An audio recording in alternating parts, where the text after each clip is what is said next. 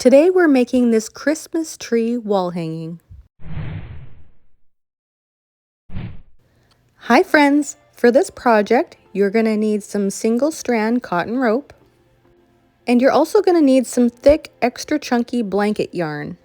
And I do prefer blanket yarn for this because it gives it a nice soft texture without adding extra bulk like rope does, and it is a bit more inexpensive than using rope as well. However, if all you have is rope, you can totally use that as well. You'll just have to finish it a little differently. You're also going to need a 12-inch wooden dowel, some super sharp fabric scissors, and if you're using rope, you're also going to need a little bit of hot glue too. Alrighty, let's get started. Grab one of your cords and fold it directly in half. With the loop end, you want to place that over top and behind your wooden dowel. To secure it on your dowel, thread your long tail ends through that loop. Then just cinch up the slack. This is how you tie a lark's head knot. And of course, repeat with the remaining rope. For our first row, it's just going to be straight square knots all the way across. With the first 4 cords, place the leftmost cord over top of the 2 middle, and then the rightmost cord goes behind and through the loop of the left. Tighten it up all the way up to the top. This is only half of your square knot, so to complete the other half, you want to do the same thing but to the other side. Make a loop with your rightmost cord this time, and then with the left, you want to thread that behind and through the loop of your right. Cinch it up, and that is how you tie a square knot. Now, this project is quite easy as it only really uses square knots throughout the whole thing. There are berry knots, but berry knots are really just a series of square knots. So if you're new to macrame, you could totally handle this project as long as you're comfortable tying your square knot.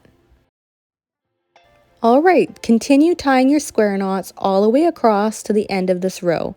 You should have a total of 11 square knots. For row 2, it's going to be 10 square knots all the way across, but this time we're alternating. So what that means is you're taking the last 2 and the first 2 cords of your previous square knots above and using those 4 cords to tie your first square knot. You're also skipping the first 2 and last 2 cords on this row. For the month of November, I'm doing a macrame Christmas tutorial every single day for the entire month. If that's something you're interested in, I hope you consider subscribing so you don't miss a tutorial.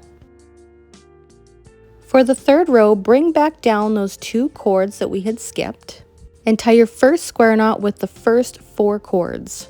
Now, because we skipped the first 2 cords in the previous row, you're going to have a little bit of a gap. But that is totally fine. It's supposed to be like that.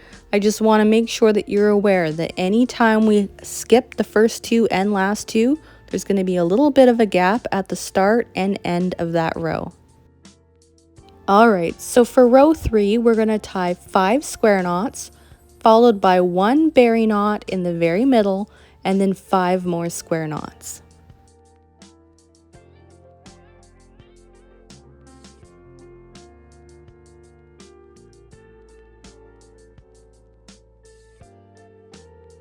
Great, once you've tied your 5 square knots, take the 4 cords in the very middle, and what we're going to do is we're going to add our strand of yarn on top of it to turn it into a berry knot.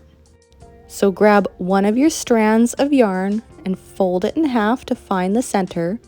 Place that center behind the 4 cords. And what we're going to do is we're going to tie what I like to call a floating square knot. A floating square knot is tied just the same way as a regular square knot, only your working cords are not attached. It kind of just wraps around your anchor cords in the center, which causes it to be able to float up and down on your cords, which is why I call it a floating square knot. Now that's not a technical term, I just kind of made that up in order to differentiate between the different types of square knots. Next, you want to tie 2 more square knots right directly below your first one. Now don't tie these knots too tight because you want to be able to freely slide it up and down on your rope. And make sure you leave a bit of a gap at the top. We're going to need that gap in just a second.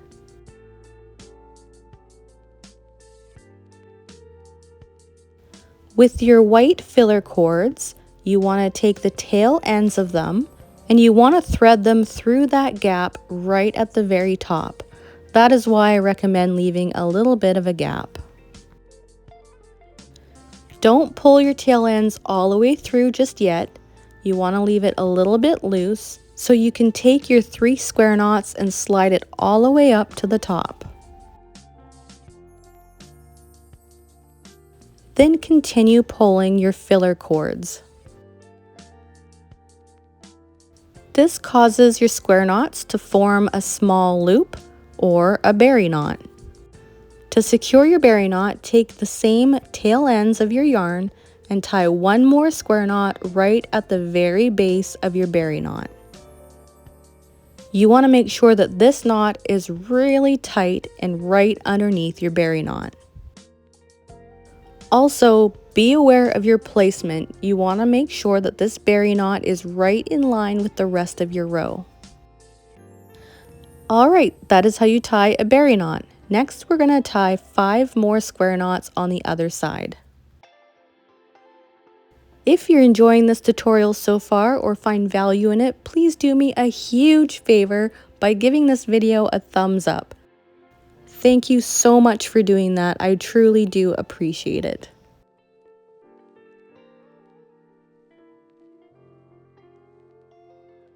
For row 4, we're going to tie 4 square knots, 2 berry knots, and 4 square knots. And don't forget, we're always alternating, so skip the first 2 and last 2 cords on this row.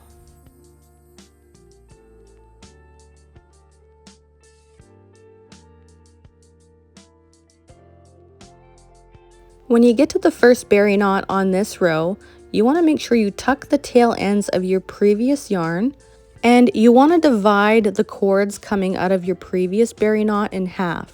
You will have 2 cords from your previous square knot and 2 cords from your berry knot. Use these 4 cords for your first berry knot in this row.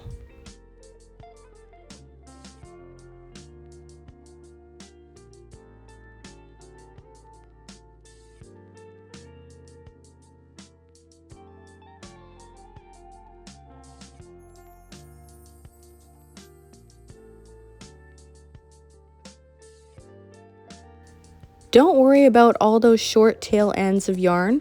We will deal with those at the end of this project.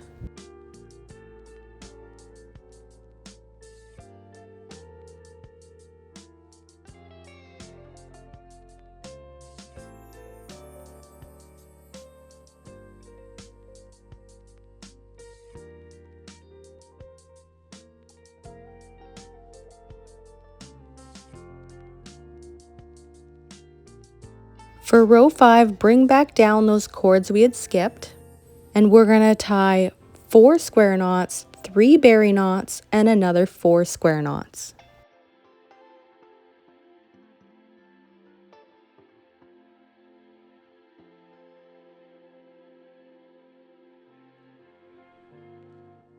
For row 6, it's a bit of a break. We're going to do all square knots all the way straight across. You should have 10 square knots. And don't forget that we're alternating, so skip the first 2 and last 2 cords of this row.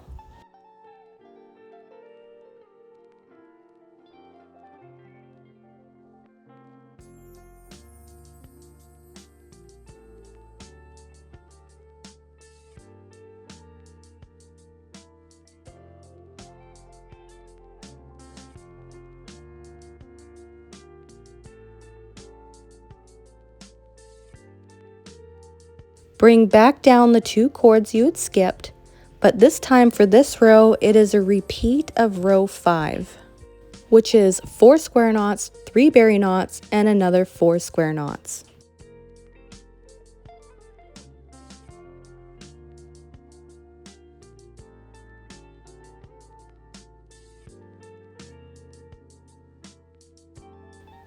For row 8, we're going to do 3 square knots, 4 berry knots, and then another 3 square knots.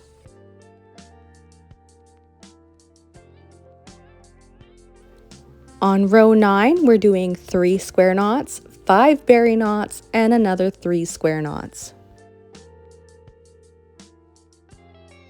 Next, we're doing another break row, so skip the first 2 and last 2 cords, and what we're going to do is tie 10 square knots all the way straight across. Row 11 is the same as row 9. What we're going to do is we're going to tie 3 square knots, 5 berry knots, and another 3 square knots.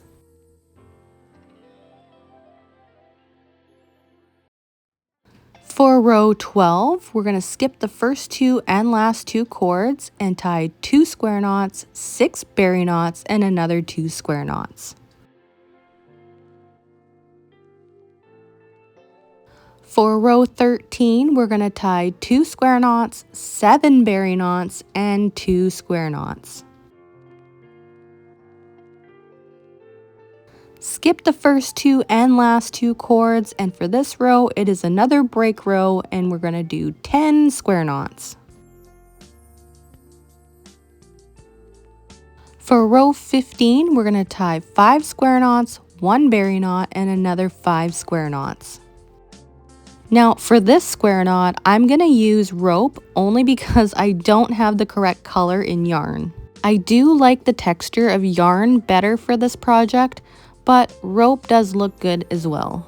I do recommend a thinner diameter of rope than what you have for your working cords. That way the back of your project is less bulky. Alrighty, for row 16 and 17, it's just straight alternating square knots all the way across. So for your first row, it's 10 square knots, and then for the next row, it's 11 square knots.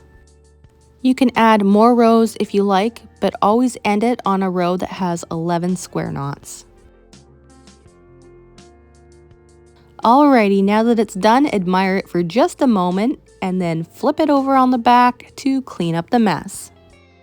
Now, what I like to do to make sure that it's extra secure is take the 2 ends of each strand and tie just a double overhand knot. Snip off the excess length of yarn, leaving just a tiny little tail. When using yarn, I'm confident that this is secure enough without having to use glue. And this isn't the type of wall hanging that you can add a backing to because of your square knots. However, if you're using rope like I did at the very bottom, I do recommend adding just a dab of hot glue to secure the ends. Rope is stiffer than yarn, so it's better to tack it down at the back, otherwise it'll poke through the front. If you have a thing for Christmas trees like I do, I think you'll also like my Christmas tree garland. Click the video on the screen now, and I'll see you over there.